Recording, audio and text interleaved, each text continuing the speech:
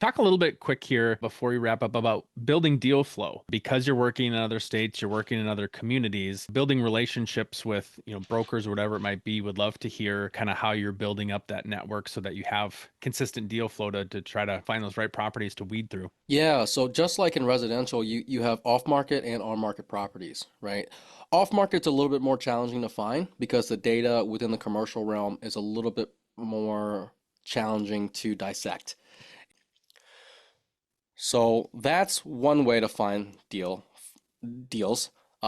through data, whether you're cold calling, doing direct mail, etc.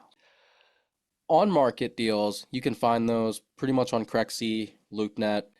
So the problem with that is that there's a lot of eyes on it already. So it depends on if you're pretty religious on looking at Crexi and LoopNet all day, every day, you might be able to find a deal.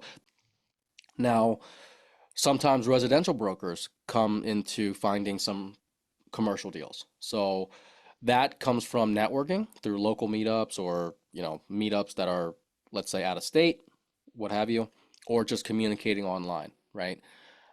To answer your question, Mike, how do we build that lead flow? So it comes down to utilizing a lot of these different methods in order to build that pipeline.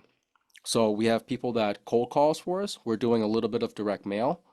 We are looking religiously on Crexi, LoopNet, Facebook Marketplace sometimes within our area, and that builds up a little bit of a lead flow in and of itself. Now, broker relationships is a really big one because they have probably the most data and they're doing all of this outreach already. So we keep a database of the brokers that we talk to. We curate that list and we try to continuously reach out to them whenever we can.